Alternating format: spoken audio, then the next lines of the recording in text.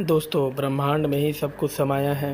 आप, हम, समय, हमारा भूत, भविष्य, सब कुछ इसी में आता है। और बात करें अगर हमारी पृथ्वी की, तो यह ब्रह्मांड में एक छोटा सा कण भर है, जो कि हमारी गैलेक्सी में 200 तारों में एक तारे का ही चक्कर लगा रही है। यह विशाल आकार 90 अरब प्रकाश वर्ष की दूरी में फैले आकाशगंगा की सीमाओं में फैले एक कण के समान है। यह है हम इंसानों की पृथ्वी, और सारी सुख सुविधाओं से पूर्ण हमारी पृथ्वी और हमारा घर। दोस्तों, आपने रात के समय में आकाश में ज़रूर देखा होगा। अगर मौका मिले रोज़मर्रा के कामों से तो फिर से देखिए क्या दिखाई देता है। आसमान में खाली एक विशाल जगह में जगमगाते तारों के बीच कितना सुंदर नज़ारा दिखता है। रात में जो हम तारे देखते हैं वो हमारी गैलेक्सी में फैले एक पैच के ही तारे हैं। हमारी गैलेक्सी में हम यहाँ पे रहते हैं और यहीं के तारे हमें दिखाई देते हैं। कितनी विशाल है हमारी गैलेक्सी। नमस्कार दोस्तों, स्वागत है आपका मेरे चैनल में। दोस्तों, अगर अभी तक इस चैनल को सब्सक्राइब नहीं किया है तो सब्सक्राइब जरूर कर दीजिए, क्योंकि यह सफ़र काफ़ी रोचक होने जा रहा है। तो शुरुआत करते हैं पृथ्वी से, और जैसे जैसे हम पृथ्वी के ऊपर की ओर जा रहे हैं वैसे वैसे हमें पृथ्वी की सतह एक समुद्र की तरह दिखाई दे रही है। और यह स्पेस स्टेशन है, जो कि इंसान द्वारा बनाई गई सबसे अद्भुत स्टेशन है। यह 27,580 किलोमीटर की स्पीड से पृथ्वी के चक्कर लगा रही है। पृथ्वी से 400 किलोमीटर उसकी ऊंचाई है, और यह पृथ्वी के 16 चक्कर मात्र 24 घंटों में लगाती है। अगर हम और ऊपर जाते हैं पृथ्वी से, तो हमें अब सैटेलाइट के बारे में पता चलेगा, जो कि इंसानों द्वारा भेजी गई। और इस तरह की हज़ारों सैटेलाइट पृथ्वी का चक्कर काट रही है। सैटेलाइट का जाल सा बिछा हुआ है पृथ्वी के चारों तरफ। दोस्तों, अब थोड़ा और ऊपर चलते हैं। यहाँ से पृथ्वी और खूबसूरत दिखाई दे रही है। अब हम लोग चाँद के पास पहुँच चुके हैं और चाँद पे लैंड करने वाले हैं। और हमारे से पहले यहाँ सिर्फ 12 एस्ट्रोनॉट आ चुके हैं, जिनमें से नील आर्मस्ट्रॉन्ग सबसे पहले व्यक्ति थे। और उनके पैरों के निशान आज भी देखे जा सकते हैं, जो कि हवा न होने के कारण वैसे ही अवस्था में हैं, जैसा कि नील आर्मस्ट्रॉन्ग ने वहाँ पे देखा होगा। दोस्तों, अब हम लोग पृथ्वी से 4 लाख किलोमीटर दूर हैं, और चंद्रमा से पृथ्वी कुछ ऐसा दिखाई देता है। चाँद की सतह एक पहाड़ी इलाकों की तरह दिखाई देती है।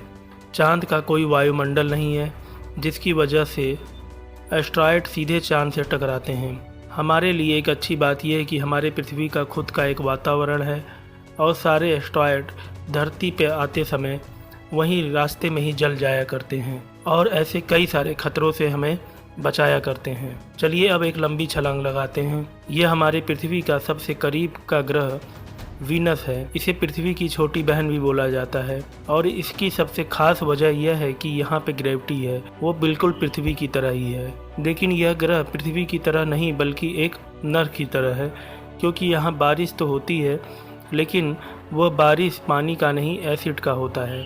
और जो कि इसका एटमॉस्फेयर बनता है, या जो बादल हम देख रहे हैं, वो सल्फ्यूरिक एसिड का होता है। वीनस मात्र एक ऐसा ग्रह है जिसमें ग्रीन हाउस इफेक्ट सबसे ज़्यादा होता है, क्योंकि सूरज की गर्मी इस पर आती तो है लेकिन वापस नहीं जाती है, जिसकी वजह से हीट इसके एटमॉस्फेयर के अंदर ही रह जाती है। और यही कारण है कि शुक्र ग्रह हमारे सौर मंडल का सबसे गर्म ग्रह है। इसका तापमान 465 डिग्री सेल्सियस है। इसकी सतह में कई सारे ज्वालामुखी हैं, जो कि इस ग्रह को और भी खतरनाक बना देते हैं, और इसी वजह से इस प्लेनेट पे कोई भी चीज़ सरवाइव नहीं कर सकती है। और चलिए अपने सफ़र को और आगे की ओर ले चलते हैं। सबसे पास का ग्रह मरकरी है। यह देखने में हमारे चंद्रमा की तरह ही है, जिस पे बड़े बड़े गड्ढे मौजूद हैं। अब दोस्तों, इस ग्रह की सबसे खास बात यह है कि इसके दिन और रात का टेम्परेचर में काफ़ी डिफरेंस होता है, क्योंकि रात में इसका टेम्परेचर -170 डिग्री हो जाता है, और वहीं दिन की बात करें तो इसका टेम्परेचर 400 डिग्री के ऊपर चला जाता है। और यह है हमारा भगवान। यही अपनी ऊर्जा से पृथ्वी को चला रहा है, और सौरमंडल में जितने भी ग्रह हैं उसको अपनी ऊर्जा से एनर्जी दे रहा है। और यह ना होता तो हम भी ना होते। पृथ्वी से कम 150 मिलियन किलोमीटर दूर सूर्य इतना बड़ा है कि इसमें लाखों पृथ्वी समा जाए और इतना भारी है कि इसकी ग्रेविटी पूरे सोलर सिस्टम को कंट्रोल में रखी हुई है। और इसकी जो लपटें निकलती है वह कितनी विनाशकारी होती है कि इसकी सतह से 1000 किलोमीटर तक ऊपर चली जाती हैं। चलिए अपनी यात्रा को और आगे बढ़ाते हैं। यह पृथ्वी सबसे नज़दीक का ग्रह मंगल है और यह ग्रह इतना लाल है कि इसका नाम रेड प्लेनेट भी है। वैज्ञानिक इस ग्रह पे सबसे ज़्यादा दिलचस्पी ले रहे हैं क्योंकि उनका मानना है कि ये हमारा पास्ट है। वैज्ञानिक मानते हैं कि अतीत में यहाँ पर जीवन था क्योंकि नदियाँ, पहाड़ें, पर्वत और वह सभी चीज़ें जो इसको पृथ्वी की तरह बनाती हैं वो वहाँ पे मौजूद थी। इसका खुद का एटमॉस्फेयर है, लेकिन आज यह ग्रह वीरान पड़ा हुआ है और वैज्ञानिक इसमें छोटे से बैक्टीरिया के बराबर का भी जीवन ढूंढने के लिए तैयार हैं और वह इंसानों को भी बसाना चाहते हैं मंगल पर। यह कैसे पॉसिबल होगा दोस्तों, इस पर मैंने एक वीडियो बनाया है और अगर आपको उस पर इंटरेस्ट हो तो उसे ज़रूर देखिए। और अब हम मंगल ग्रह पे आ चुके हैं। यह मंगल पर बना हुआ एक ज्वालामुखी है। पृथ्वी की सबसे ऊंची चोटी माउंट एवरेस्ट से भी 3 गुना ऊंचा यह ज्वालामुखी पर्वत है और हमारे सोलर सिस्टम की सबसे ऊंची चोटी यही है। अब हमारी यात्रा थोड़ी और रोचक होने जा रही है क्योंकि अब हम एस्ट्रॉयड के इलाके में जा रहे हैं जो कि मंगल और बृहस्पति ग्रह के बीच मौजूद है और इसमें कई सारी बड़ी बड़ी चट्टानें हैं जो कि सूर्य के चारों ओर चक्कर लगा रही हैं। कोई चट्टानें तो इतनी बड़ी हैं कि अगर वह जुड़ जाए तो एक बहुत बड़े ग्रह का निर्माण हो सकता है और इतने बड़े बड़े एस्ट्रॉयड हैं कि इनमें एक बहुत बड़ा शहर भी बसाया जा सकता है। दोस्तों, आज से 4.5 बिलियन वर्ष पहले जब हमारी पृथ्वी बनी थी तो यह एस्ट्रॉयड बेल्ट उसमें नहीं जुड़ पाए और इसके पीछे का एक कारण है जो कि एक बहुत बड़ी ताकत है जो इसको ग्रह बनने से रोक दिया और वह है जुपिटर ग्रह। क्योंकि जुपिटर ग्रह का जो ग्रेविटी है वह इस एस्ट्रॉयड को ग्रह बनने नहीं दिया। जुपिटर हमारे सोलर सिस्टम का सबसे बड़ा ग्रह है और इसमें ढेर सारे चंद्रमा हैं। हमारे सोलर सिस्टम में जितने सारे ग्रह हैं सारे ग्रह को भी मिलाकर इसकी बराबरी नहीं की जा सकती है और यह जुपिटर का लाल धब्बा जो कि सदियों से ऐसे ही बना हुआ है। यह रेड स्पॉट इतना बड़ा है कि इसमें 3 पृथ्वी समा सकती है। दोस्तों, जुपिटर की सबसे खास बात यह है कि पृथ्वी की तरह सॉलिड अवस्था में नहीं है, वह एक गैसीय अवस्था में है। अगर आप जुपिटर ग्रह की सतह पर पैर रखेंगे तो आप इस पर खड़े नहीं हो सकते, आप सीधे इसके अंदर चले जाएंगे। जुपिटर इतना बड़ा और विनाशकारी है कि इसका अपोजिट इसके चंद्रमा और जो इसका उपग्रह है उसके अंदर पाया जाता है क्योंकि उसके अंदर जीवन पनपने की संभावना है। जुपिटर के दर्जनों चंद्रमा में से एक चंद्रमा यूरोपा है जो कि मोटे बर्फ़ के परत से जमा हुआ है और वैज्ञानिक मानते हैं कि इस जमे हुए बर्फ़ के अंदर काफ़ी सारा पानी हो सकता है और वो लिक्विड फॉर्म में हो सकता है और पानी की तरल अवस्था से जीवन पनपने की पूरी संभावना है। अब चलते हैं अपने सफ़र को लेकर आगे की ओर। यह है हमारा शनि ग्रह जो कि हमारे प्लेनेट का सबसे खूबसूरत ग्रह है और इसकी खूबसूरती बढ़ाते हैं इसके छल्ले जो कि इसकी सतह से लाखों किलोमीटर ऊपर तक फैले हुए हैं।